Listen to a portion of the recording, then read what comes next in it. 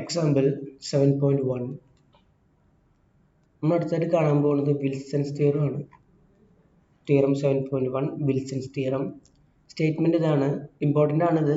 State and prove Wilson's theorem എന്ന് പറഞ്ഞ് ചോദിക്കാം. സ്റ്റേറ്റ്മെന്റ് ഇങ്ങനെയാണ്: if p is a prime then p minus 1 factorial congruent to minus 1 mod p. ഇത് p ഒരു prime ആണെങ്കിൽ p minus 1 factorial is congruent to minus 1 mod p. ഇത് ചെയ്യുന്നതിനേക്കാൾ മുമ്പായിട്ട് ഈ തിയറം പ്രൂവ് ചെയ്യുന്ന ഒരു മെത്തേഡ് ഉണ്ട്. ഒരു സ്റ്റെപ്സ് ഇങ്ങനെ പോകും.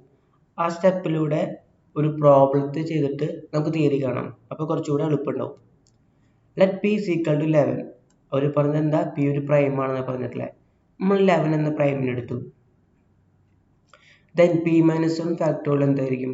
p minus 1 factorial is equal to 10 factorial. That is equal to 1 into 2 into 3 into up to 10. Then the least residue modulo 11 that are self-invertible are 11 and 10. അപ്പോൾ ഇതിൽ the least residues modulo 11 that are self-invertible are 1 and 10. ഇതിലെ 1 ഉം 10 ഉം 10 എന്ന് പറഞ്ഞാൽ എന്താ? p minus 1. that is 1 ഉം p ഇതൊക്കെയാണ് ഇതിന്റെ ലീസ്റ്റ് റെസിഡ്യൂസ് എന്ന് പറഞ്ഞാൽ എന്താ? ഇതിനെ 1, ഇതിനൊക്കെ നമ്മൾ 11 കൊണ്ട് ഡിവൈഡ് ചെയ്യുമ്പോൾ ഈ സംഭവത്തിനെ, ഈ പ്രൊഡക്റ്റിനെ നമ്മൾ 11 കൊണ്ട് ഡിവൈഡ് ചെയ്യുമ്പോൾ നമുക്ക് കിട്ടാൻ പോകുന്ന റിമൈൻഡേഴ്സ് ഏതൊക്കെയാണ്?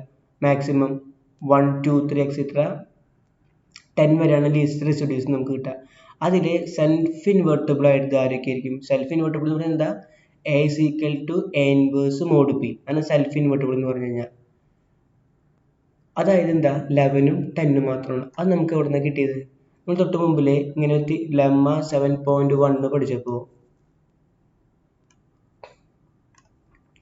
a positive integer a is self-invertible modulo p if and only if a is congruent to plus or minus mod p. ഈ ഒരു ലെമ്മ പഠിച്ചിരുന്നു. അതിനുശേഷം നമ്മൾ അതിലൊരു നോട്ട് കണ്ടു. അതെങ്ങനെയായിരുന്നു? this lemma, it follows by this lemma that exactly two least residues modulo p are self-invertible. They are 1 and p minus 1. At least two least residues mod p are self-invertible. They are 1 and p minus 1. That is least residues ഉണ്ടാവും. അതിലെ self-invertible ആയിട്ട് at least എന്നല്ല കേട്ടോ, the exactly two least residues ഉണ്ടാവും. അതിൽ രണ്ടെണ്ണം മാത്രമാണ് self invertible ആവുക. അത് 1 ഉം p minus 1 ആണ്.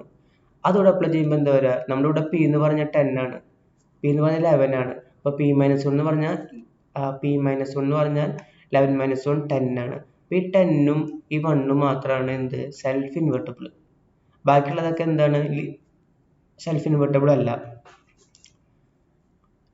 Rearrange the remaining factors into pairs in such a way that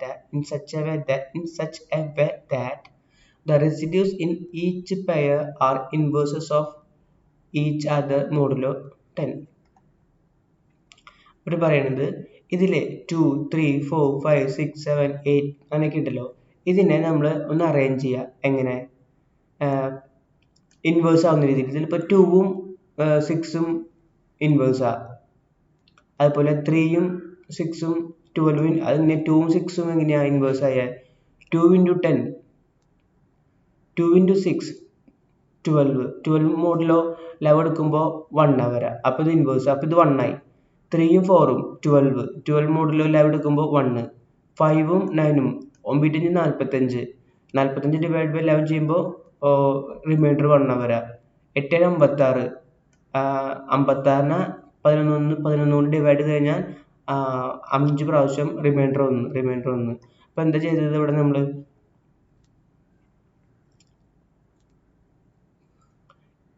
ഇതിനൊന്ന് റീഅറേഞ്ച് ചെയ്തു. എങ്ങനെ?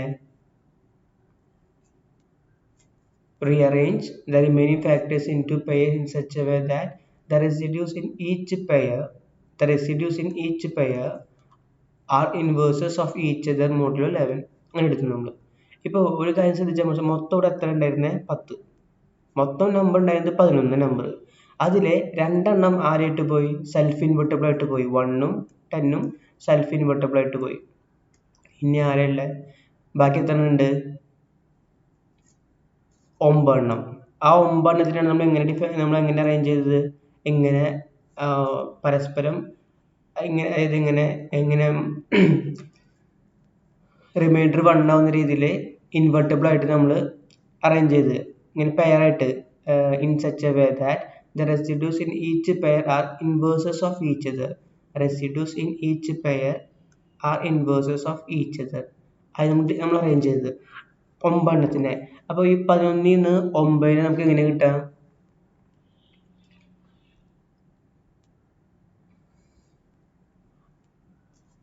9 എണ്ണാണുള്ളത്. അതിന് എത്ര പേരാണ് നമ്മൾ ഉണ്ടാക്കി? 1 2 3 4 4 പേരാണ് നമ്മൾ ഉണ്ടാക്കിയത്. അപ്പോൾ 11ൽ നിന്ന് 4 പേരെ ഉണ്ടാക്കാൻ പറ്റും. 11 മൈനസ് 3 ബൈ 2. 11 എന്ന് പറഞ്ഞ പി മൈനസ് 3 ബൈ 2. ഇത് ചെയ്ത് കഴിഞ്ഞാൽ എത്ര കിട്ടും? എത്ര പേഴ്സിന് ഇങ്ങനെ നമുക്ക് അറേഞ്ച് ചെയ്തിട്ട് ഇൻവേഴ്സസ് ആക്കി എടുക്കാൻ പറ്റുമെന്ന് കിട്ടും. നമ്മൾ തിയറിയിലൊക്കെ കാണും കേട്ടോ. അപ്പോൾ എന്ത് വന്നു? 1ന് പകരം 1 തന്നെ വന്നു. 2 into 6 1 ആയി, 3 into 4 1 ആയി, 5 9 1 ആയി, 7 into 8 1 ആയി, 10 അതുപോലെ തന്നെ ഇട്ടു. ഇതൊക്കെ മൾട്ടിപ്ലൈ ചെയ്യുമ്പോൾ എന്ത് വരും? It is 10 mod 11.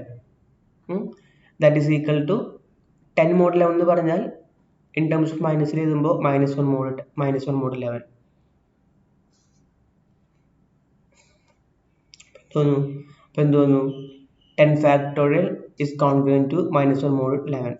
10 factorial എന്ന് പറഞ്ഞു കഴിഞ്ഞാൽ that is 11 minus 1 factorial. അതായത് p-1 factorial is congruent to -1 mod 11. ഇതാണ് വിൽസൺസ് തിയറം പറയുന്നത്.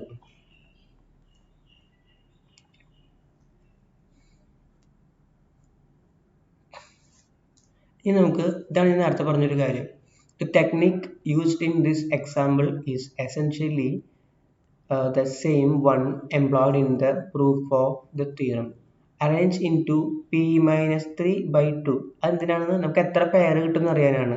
ഇങ്ങനെ ഇൻവേഴ്സസ് ആയിട്ട് എഴുതാൻ പറ്റുന്ന എത്ര പെയേഴ്സ് കിട്ടാൻ പറ്റുന്നതുകൊണ്ടാണ് ഇത് ചെയ്തത്. p-3 by 2 that is 11 minus 3 by 2 equal to 4 pairs. The positive least residue modulo p equal to 11 that are not self-invertible. ഇവിടെ നമുക്ക് മനസ്സിലായത് ഞാൻ ഈ അറേഞ്ച് ചെയ്തതല്ല 4 പേരുണ്ടല്ലോ, അത് സെൽഫ് ഇൻവെർട്ടബിൾ അല്ല. നമുക്കതിനെ ഇൻവേഴ്സസ് ഈച്ച് അതർ ആണ്, സെൽഫ് ഇൻവെർട്ടബിൾ അല്ല. സെൽഫ് ഇൻവെർട്ടബിൾ ആയത് ആരാ? 1ഉം 10 ആണ് സെൽഫ് ഇൻവെർട്ടബിൾ ആയത്. ഇത് ഇൻവേഴ്സസ് ഈച്ച് അതർ.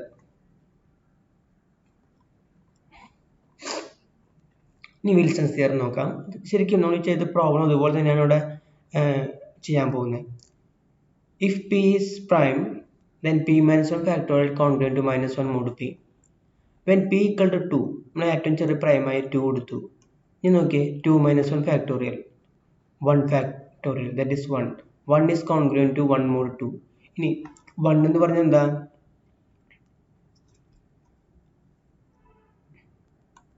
1 is ഇപ്പോൾ നമുക്ക് കിട്ടുന്നത് എന്താ? Congruent p-1.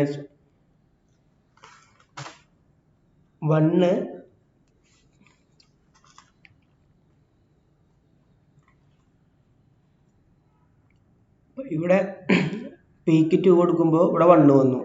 1 എന്ന് പറയുന്നത് ഇൻ ടേംസ് ഓഫ് മോഡ് കൊടുക്കുമ്പോൾ എന്താ? -1 ആണ്. അതുകൊണ്ടാണ് 1 is congruent to -1 mod 2 എന്ന് എഴുതുന്നത്. മനസ്സിലായോ? p equal to 2 കൊടുക്കുമ്പോൾ 2 - 1 factorial, that is 1 factorial, that is 1. 1 എന്ന് പറഞ്ഞ ഇൻ ടേംസ് ഓഫ് മോഡ് 2 കൊടുക്കുമ്പോൾ -1 ആണ്. that is 1 congruent to -1 mod 2. Thus the theorem is true for when p equal to 2. So by p greater than 2, then corollary 4.6. Corollary 4.6 പറയുന്നത്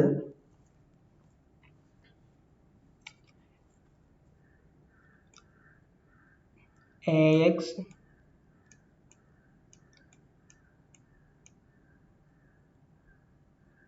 congruent to B mod M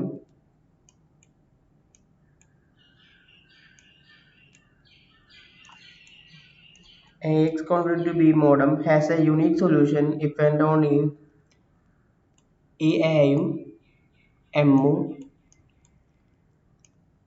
relatively prime ആണെങ്കിൽ AX B congruent to B mod M has a unique solution if and only if A and M are relatively prime. A എന്ന് പറഞ്ഞാൽ ഇതും M എന്ന് പറഞ്ഞാൽ ഇതും. The least positive residues 1 through P minus 1 are invertible modulo P.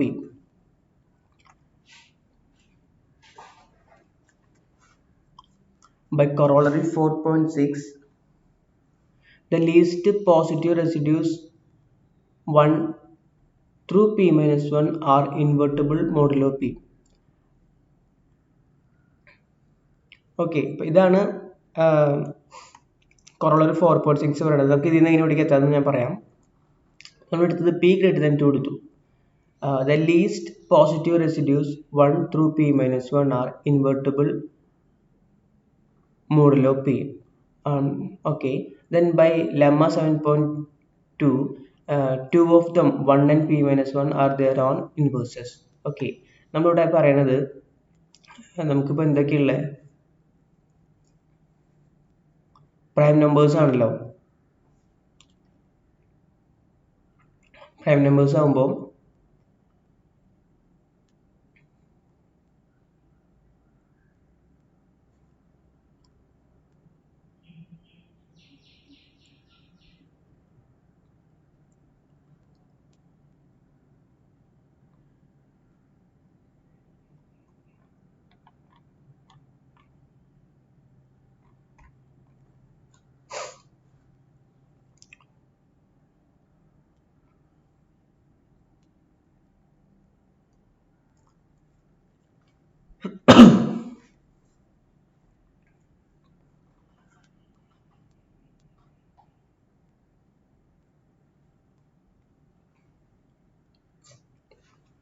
നമ്മുടെ കയ്യിൽ 1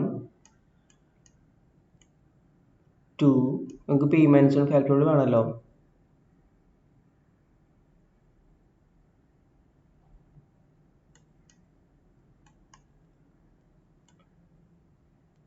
okay,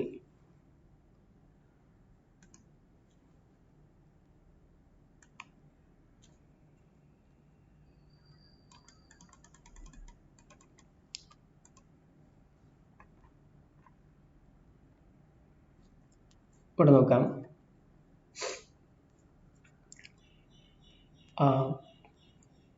അത് തന്നെയാണ് proof. When P equal to 2, P minus 1 factorial congruent to 1. P എന്ന് പറഞ്ഞാൽ 2, 2 കൊണ്ട് എടുക്കുമ്പോൾ 2 minus 1, 1, 1 factorial congruent to 1 തന്നെയാണ്. കാരണം 1 factorial എന്ന് പറഞ്ഞാൽ 1 ആണ്. 1 നെ 2 കൊണ്ട് ഡിവൈഡ് ചെയ്ത് കഴിഞ്ഞാൽ 1 തന്നെ കിട്ടുക. congruent to 1. 1 എന്ന് പറഞ്ഞാൽ in terms of module എന്താ പറയുക? minus 1. That is 1 congruent to minus 1 mod 2.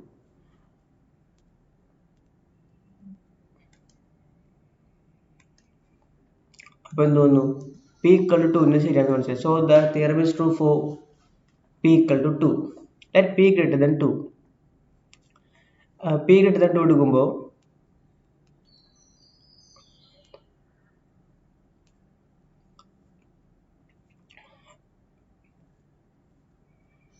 നമുക്കറിയാം തൊട്ട് മുമ്പ് ലെമ്മ 7.1 ലെമ്മ 7.1 ഇങ്ങനെയായിരുന്നു. The positive integer a is self-invertible if and only if a congruent to plus or minus 1 mod p. ഞാൻ lemma 7.1 പറഞ്ഞ അതിൽ പഠിച്ച ഒരു നോട്ടാണ് exactly two residues of p are self-invertible. They are 1 and p minus 1. അപ്പോൾ നമുക്ക് least residues എന്താണെന്നൊക്കെ നമുക്ക് അറിയാം. അതിൽ രണ്ടെണ്ണം മാത്രമേ സെൽഫ് ഇൻവെർട്ടിബിൾ ആയിരിക്കുള്ളൂ, 1ഉം p minus 1ഉം. അതൊന്നുകൂടെ അപ്ലൈ ചെയ്യുമ്പോൾ by the note 2, we have 1 and p minus 1 are the only least residues which are self-invertible modulo p. ഇവിടെ പറയണതേ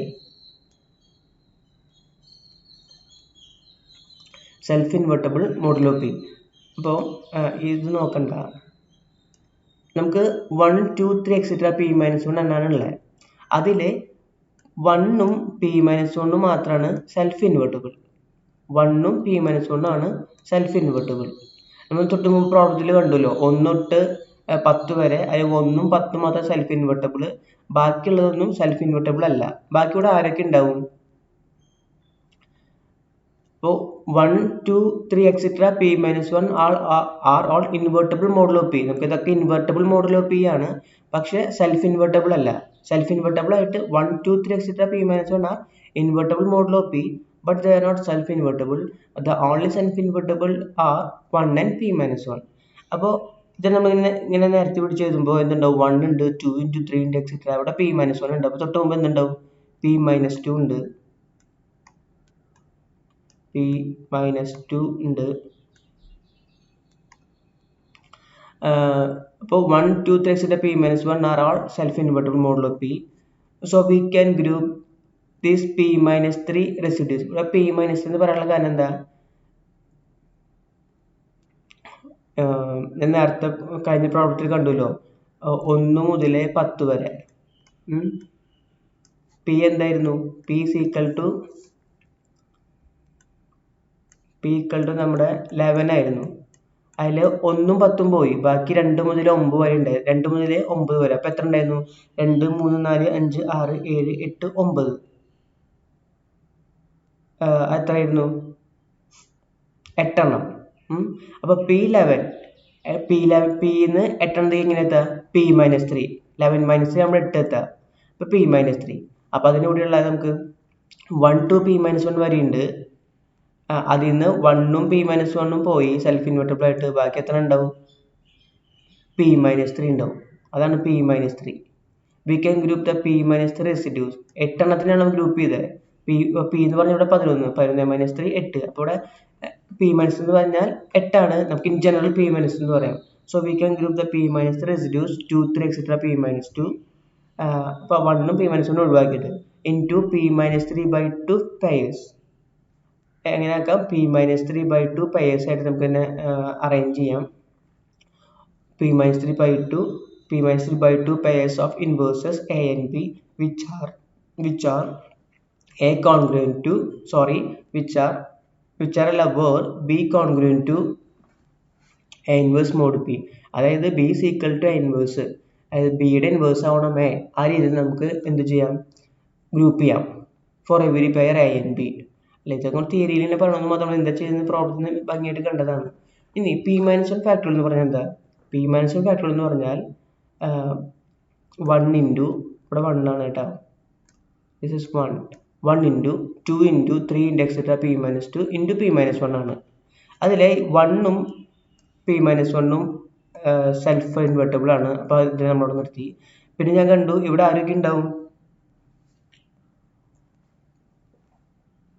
2 3 4 5 6 etc. p minus 2 വരെയുണ്ട്. അതിന് ഓരോന്നിനും നമ്മളിങ്ങനെ എങ്ങനെ ചെയ്യും? ഗ്രൂപ്പ് ചെയ്യുമ്പോൾ നമുക്ക് എന്ത് കിട്ടും? 1കളാണ് കിട്ടും. പ്രോബ്ലത്തിൽ കണ്ടതാണ് 2 into 6 3 into 4 അങ്ങനെ ഗ്രൂപ്പ് ചെയ്യും. ഇവിടെ ഒക്കെ എങ്ങനെ ഗ്രൂപ്പ് ചെയ്യും? എത്ര ഗ്രൂപ്പ്സ് നമുക്ക് കൂടെ കിട്ടും? 4 ഗ്രൂപ്പ്സ് നമുക്ക് കൂടെ കിട്ടും. 4 ഗ്രൂപ്പ്സ്, അതൊക്കെ 1കളാണ്, ഇൻവെർട്ടിബിൾ ആണ്. അപ്പോൾ ഇവിടെ എന്താണ്? ഇവിടെ 4 ഗ്രൂപ്പ്സ് കിട്ടും. അതിവിടെ എന്തൊക്കെയായിട്ട് പോലെ ഫുൾ 1 ആയിട്ട് മാറും. ഇവിടെ p minus 3 by 2 അത്രയും ഗ്രൂപ്പ്സ് കൂടെ കിട്ടും കേട്ടോ. p minus 3 by 2 ഗ്രൂപ്പ്സ് കൂടെ കിട്ടും. അതൊക്കെ 1കളാണ്. പിന്നെ 1 into p minus 1 ഉണ്ട്. That is 1 into p minus 1 is p minus 1 mod p. p minus 1 mod p. then p minus 1 mod p എന്ന് പറഞ്ഞാൽ എന്താ? that is minus 1 അല്ലേ? ഒന്ന് add ചെയ്യുമ്പോഴല്ലേ p minus 1 mod p എന്ന് പറഞ്ഞാൽ p യുടെ കൂടെ എന്ത് ആഡ് ചെയ്യുമ്പോഴാ p കിട്ടുക? ഒന്ന് ആഡ് ചെയ്യുമ്പോൾ. so minus 1 mod p. അതായത് p minus 1 factorial is congruent to minus 1 mod p. എന്തിന് സംശയമുള്ളവർ എന്ത് ചെയ്യണം? ബാക്കിൽ പോയിട്ട് നമ്മുടെ പ്രോബ്ലം നോക്കണം. പ്രോബ്ലത്തിന് സെയിം സ്റ്റെപ്സ് തന്നെയാണ് നമ്മളിവിടെ കൊടുത്തിട്ടുള്ളത്. നമ്മൾ ടെക്സ്റ്റ് ബുക്കിനെ കാണിച്ചിട്ടാണ് ഞാൻ തുടങ്ങിയത്. പക്ഷേ ടെക്സ്റ്റ് ബുക്ക് കുറച്ച് കൺഫ്യൂഷൻ വരാൻ സാധ്യതയുണ്ട്. കുറച്ച് സ്റ്റെപ്സ് സ്കിപ്പ് ചെയ്തിട്ടുണ്ട്. അതുകൊണ്ടാണ് നമ്മൾ പിന്നെ നോട്ട് നോക്കുന്നത്. വളരെ ഇമ്പോർട്ടൻ്റ് ആയ ഒരു തിയറമാണ് വിൽസൺസ് തിയറം.